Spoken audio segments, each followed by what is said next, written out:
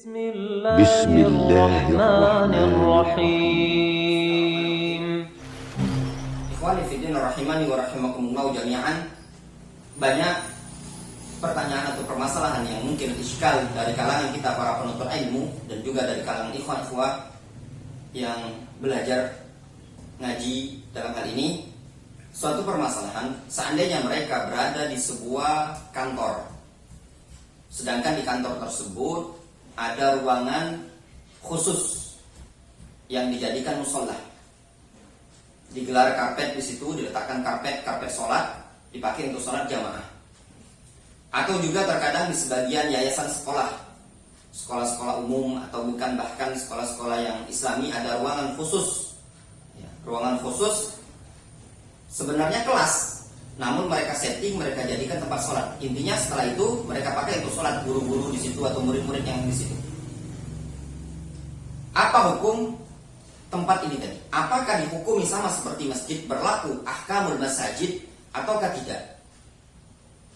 Dalam artian, apakah transaksi misalkan jual beli di sana dilarang, ataukah ketika masuk ruangan tadi kita harus tahiyatul masjid, berlaku hak-hak atau kewajiban-kewajiban dalam masjid?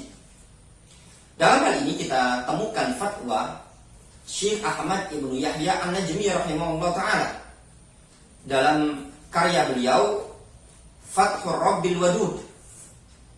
Fathur Rabbil Wadud pada halaman 169, jilid yang pertama, cetakan Darul Minhaj, Mesir.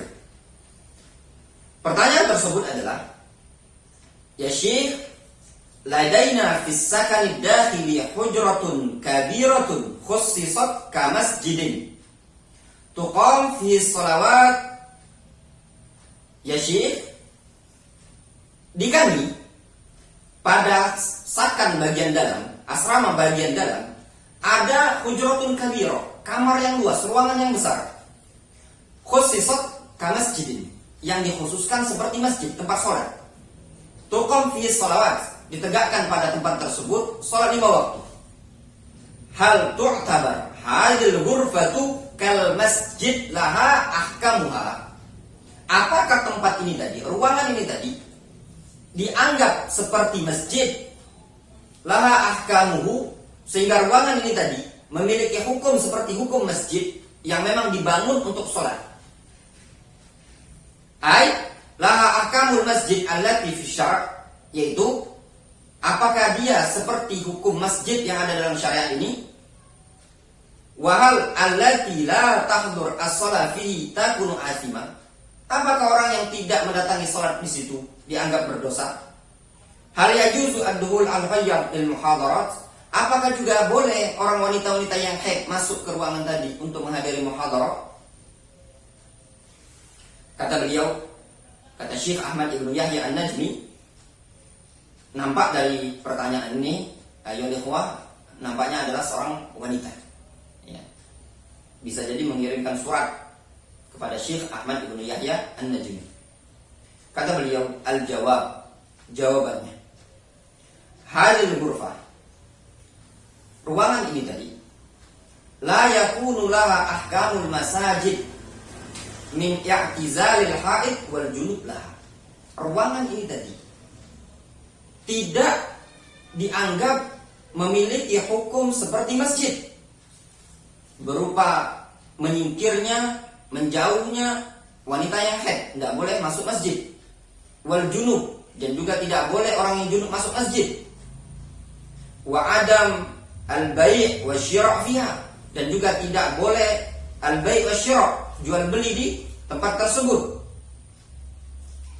wa adam an-nash' lidhalla fiha, dan tidak boleh mengumumkan barang yang hilang di tempat tersebut, wala yasihul i'tikaf fiha, dan juga tidak boleh atau tidak sah i'tikaf pada tempat tersebut.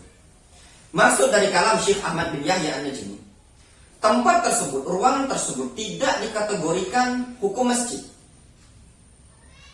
Apa hukum masjid? Yaitu, kata beliau, menurut pendapat beliau, wanita itu tidak boleh masuk masjid, harus menyingkir.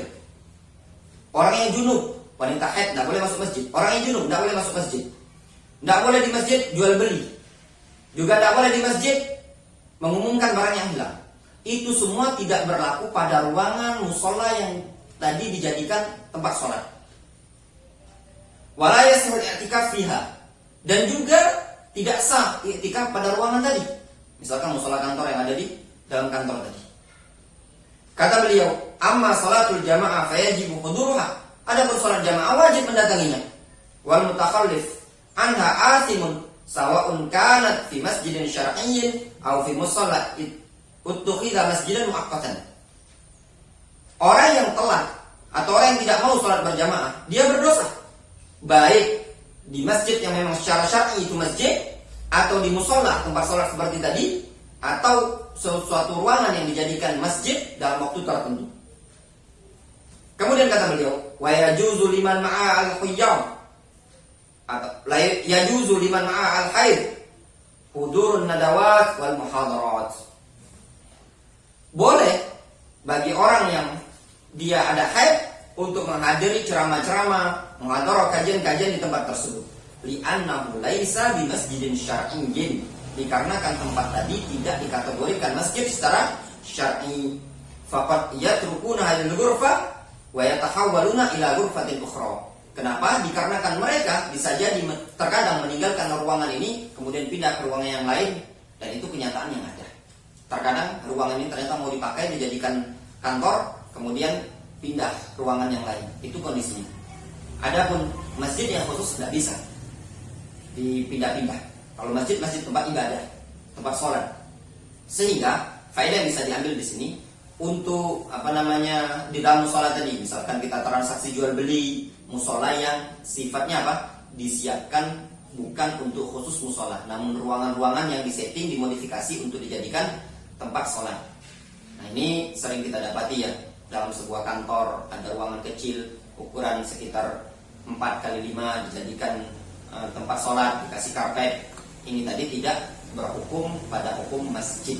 Namun sholat jamaah di sana boleh dan sah, namun tidak mengambil hukum masjid. Wallahu ta'ala a'lamu bishawab.